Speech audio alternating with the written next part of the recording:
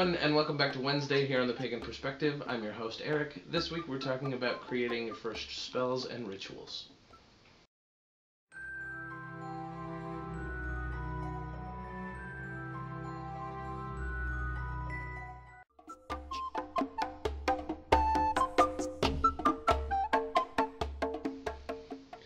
This week, our the two people who sent in their questions were Celtic Mystery Girl 17 and Slayer X 1010.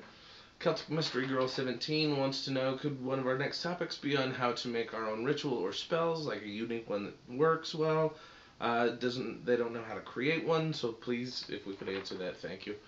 I'm just going to go with read what you can or come up with something for yourself. I know that's not terribly helpful, but when I am creating ritual, I use a basis of steps that have worked for me in the past, and then change the intent or the reason behind the ritual, as I don't do any sort of magic outside of ritual most of the time. I have a tendency to just change my ritual. The second part, Slayer X 1010 wants to know, they've never done ritual, group or solo ritual, but have a great interest in it.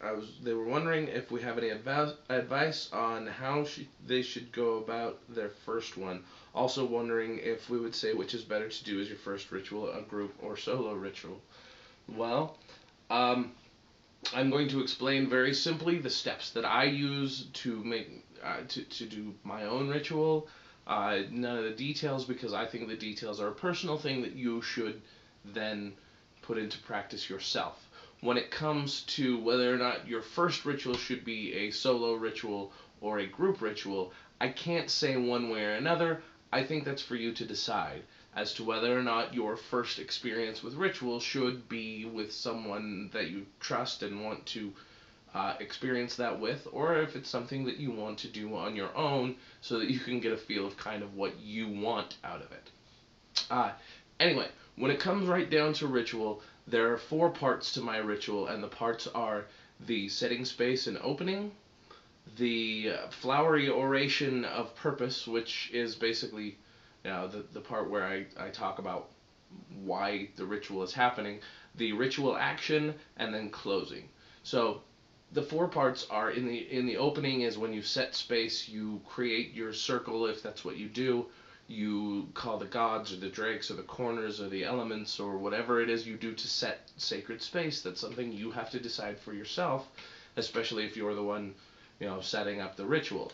And then the flower, then once you've gotten your gods and your spirits and your land wights and your sprites and your whatever you're going to invite into your circle, you move on to the flowery oration of purpose. I find this very helpful in establishing the intent of a ritual and or a magic that you're working. And at that point I would, like if I were doing Samhain, when it comes up, it would be to honor the gods and the ancestors, more so the ancestors, in which case I would say, invite the spirit of the ancestors into my sacred space so that they could join me in the ritual and in the evening. And then we go to the ritual act, and the ritual act in my experience is always the sacrifice or the telling of stories or the whatever it is that you're actually doing, offering food to the fire, offering items for to the universe for whatever reason you're having the ritual, to say thank you, to bring good luck, to bring good harvest. That's the action you're taking during ritual, so that you're then doing something that is outside of yourself to get either your intent back or to get to get things to happen for you, which is kind of the point of magic. And then afterwards I don't call it a dismissal, it's more of a closing. It's one of those things where I happen to usually address all of the elements or corners or drakes or gods and goddesses, ancestors, and offer to them, stay if you will, but go if you must. And then formally, by stating so, close the ritual and go about the rest of my evening or day or whatever. And that's a ritual. I like to do that personally.